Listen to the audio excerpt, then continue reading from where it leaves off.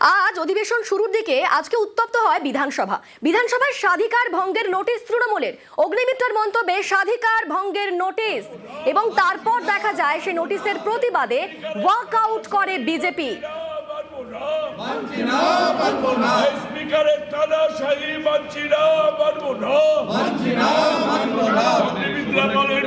আমাদের সঙ্গে সরাসরি রয়েছেন প্রতিনিধি আবিরের সঙ্গে কথা বলবো। আবির, ঠিক কি ঘটলো? বিজেপিরা ওয়াকআউট করলেন, ঠিক কি অভিযোগ করলেন তারা?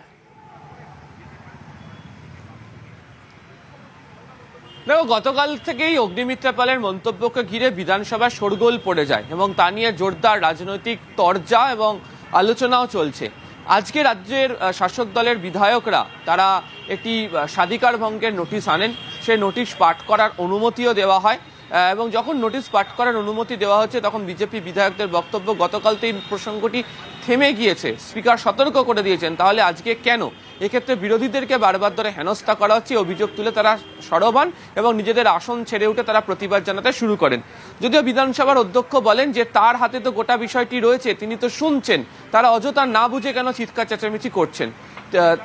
তার আগেই দেখতে পাওয়া যায় যে বিধানসভার এই বিজেপি বিধায়করা তারা ওয়াকআউট করে বেরিয়ে যান। তারা প্রতিবাদ জানাতে পরবর্তী সময় বিধানসভার অধ্যক্ষ তিনি বলেন যে তিনি এই বিষয় নিয়ে পরবর্তী সময় তার সিদ্ধান্ত জানাবেন। যদিও আজকে বাজেট সংক্রান্ত এছাড়া বিল বিভিন্ন আসছে, তা নিয়ে আলোচনা চলছে, সেখানেই বিজেপি বিধায়কদেরকে যোগ দিতে দেখতে পাওয়া যায় এবং বিধানসভার অধিবেশন একেবারে শেষ অধিবেশন, আজকে শেষ দিন, হাতে আর কয়েক ঘন্টা আছে, 5টা সাড়ে 5টা নাগাদ অধিবেশন শেষ হয়ে যাওয়ারও কথা রয়েছে। এক্ষেত্রে দাঁড়িয়ে স্বাধিকার ভঙ্গের নোটিশের প্রেক্ষিতে কি বক্তব্য আজকে বিধানসভার অধ্যক্ষ রাখেন সেদিকেও প্রত্যেকের নজর থাকছে। একদমই, ধন্যবাদ আবির। তবে এবার বলি ঠিক কি হয়েছিল গতকাল। সংখ্যালঘু উন্নয়ন ইস্যুতে গতকাল উত্তপ্ত হয় বিধানসভা। সংখ্যালঘুদের ক্রিমিনাল তৈরির অভিযোগ করেন অগ্নিমিত্রা। বিধানসভায় অগ্নিমিত্রা ফিরহাদ তুমুল তর্কাতর্কিও হয়। সংখ্যালঘুরা ক্রিমিনাল নয় বলে পাল্টা তোপ ফিরহাদের।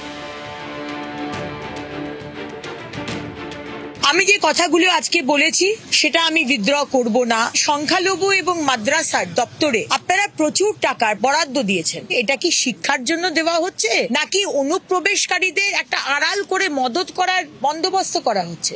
আপনারা ভোট ব্যাংকের জন্য, নিজস্ব পলিটিক্যাল এজেন্ডার জন্য সংখ্যালঘু ভাই বোনকে মডার্ন এডুকেশন দিচ্ছেন না, তাদের হাতে বন্দুক দিচ্ছেন, তাদেরকে ক্রিমিনাল তৈরি করছেন। এটা তো আমি কোনো ভুল বলিনি। আপনার সাহস থাকে ফিরহাদ হাকিম মহাশয়, আমি সংবাদ মাধ্যমে আপনাকে চ্যালেঞ্জ দিচ্ছি, এই 15 বছর পশ্চিমবঙ্গের মাদ্রাসায় কত ডাক্তার, ইঞ্জিনিয়ার বেরিয়েছে তার তালিকা দিন, আর কতজন আপনার সম্প্রদায় থেকে কতজনকে আমরা ক্রিমিনাল বাপ্পি বানিয়েছেন আপনার সরকার, তার একটা তালিকা দিন। দুধ কা দুধ, পানি কা পানি হয়ে যাবে। অগ্নিমিত্রার বক্তব্য ঘিরে রাজনীতির চর্চা। গতকাল সংখ্যালঘু ও মাদ্রাসা শিক্ষা ওরা একটা বিল ছিল, তাতে কিছু বেশি টাকা ধরা ছিল, অন্যান্য একটি সাবজেক্টের থেকে একটু বেশি টাকা ধরা ছিল। এইটাকে কটাক্ষ করতে গিয়ে উনি একটা অত্যন্ত নিম্ন মানের একটি কথা ব্যবহার করলেন, শব্দ ব্যবহার করলেন। এই সভাতে অন্তর্ভুক্ত একগাদা মুসলিম বিধায়ক আছে, সেখানে ধরে এই ধরনের একটা অশালীন কথাবার্তা বলা বিধানসভা অভ্যন্তরে এরকম মানে হাউসের প্রত্যেকটি সদস্যকে অপমান করেছে, অসম্মান করেছে। সেই জন্য তার বিরুদ্ধে আমরা আজকে প্রিভিলেজ মোশন আনলাম।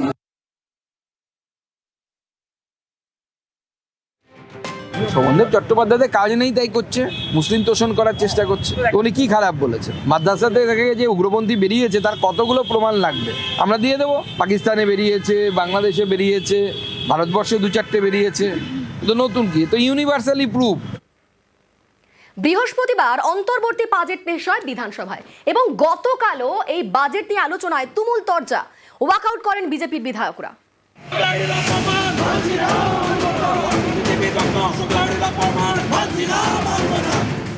সামনেই বিধানসভা ভোট, তার আগে বৃহস্পতিবার অন্তর্বর্তী বাজেট পেশ করেন অর্থমন্ত্রী চন্দ্রিমা ভট্টাচার্য।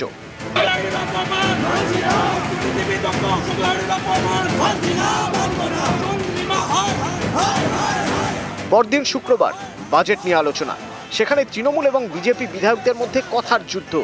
অধিবেশন থেকে ওয়াকআউট করেন বিজেপি বিধায়করা।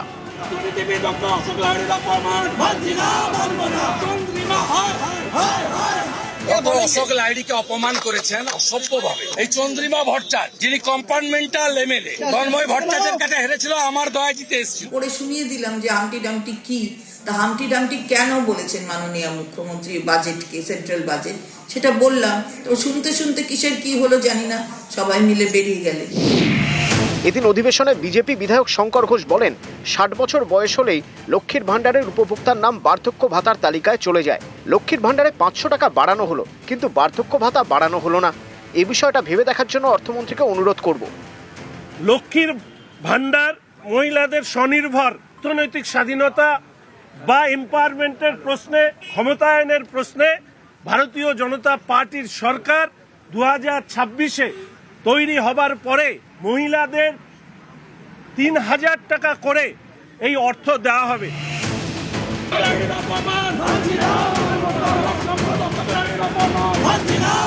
বিজেপি বিধায়ক অশোক লাহিড়ী বলেন, কেন্দ্রীয় বাজেটকে হামটি ডামটি বাজেট বলেছেন মুখ্যমন্ত্রী। ইংরেজি অভিধানে হামটি ডামটি বাজেট কথার কোনো মানে খুঁজে পাইনি। সেটা যদি ভালো অর্থে বলে থাকেন তাহলে ভালো, যদি খারাপ অর্থে বলে থাকেন তাহলে খারাপ। মাননীয় মুখ্যমন্ত্রীর কথা নিয়ে আমি রাজ্য সরকারের পেশ করা বাজেটকে হামটি ডামটি বাজেট বলছি। শুনতে শুনতে কিসের কি হলো জানি না। এ নিয়ে বিধানসভায় হই হট্টগোল শুরু হয়ে যায়। জবাব দেন অর্থমন্ত্রী চন্দ্রিমা ভট্টাচার্য। তখনই ওয়াকআউট করে বিজেপি।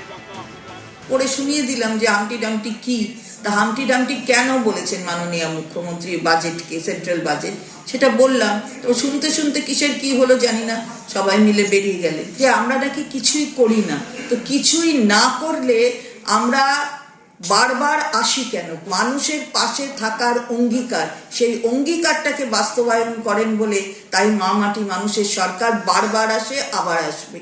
অশোক লাহিড়ীকে অপমান করেছেন অসভ্যভাবে। এই চন্দ্রিমা ভট্টাচার্য যিনি কম্পার্টমেন্টাল এমএলএ, তন্ময় ভট্টাচার্যের কাছে হেরেছিল, আমার দয়া জিতে এসেছিল। Doctor Ashok Lahiri is our asset. Doctor Ashok Lahiri আর্টিকেলে এদের সব খুলে দেয়। এরা যে অর্থনীতিকে ধ্বংস করেছে, ডক্টর অশোক লাহিড়ী এটা এক্সপোজ করে, তাই এদের অসুবিধা। এদিন বিধানসভায় বিরোধী দলনেতা শুভেন্দু অধিকারী বলেন, এটা ভোট অন অ্যাকাউন্ট, এর বেশি কিছু নয়। ভোট অন অ্যাকাউন্টকে নির্বাচনী ইস্তেহারে বদলানোর চেষ্টা করা হয়েছে। এটাকে জেনারেল বাজেট ধরা যাবে না, এটা ভোট অন অ্যাকাউন্ট, এবং এই ভোট অন অ্যাকাউন্টটা 4 মাসের। এমন সময় ইমপ্লিমেন্টেশনের পার্টটা বলা থাকে যেই সময় আদর্শ আচরণ বিধি থাকে। অ্যামাউন্ট অফ বেনিফিট বৃদ্ধি করা যায় না, দিস ইজ দ্য ল। বাজেটে এমন কিছু বিষয় বলা হয়েছে যেটা আগামী বিজেপি সরকারই বিবেচনা করবে। এই সরকারের বিবেচনা বা কার্যকর করার কোনো সুযোগ নেই। যেভাবে মাননীয় মুখ্যমন্ত্রী বাজেট তার প্রদর্শিত পথে বাজেট আমরা পেশ করেছি, সে অভূতপূর্ব বাজেট হচ্ছে জনমুখী বাজেট, মানুষের জন্য বাজেট। যারা একে অনুদান আর ভিক্ষা বলেছে তারাও আজকে দাঁড়িয়ে ওখানে বলছে যে 3000 দেব, 3000 দেব। তো ওরা আসলে তো তবে তো 3000 হবে। নিউজ 18 বাংলা।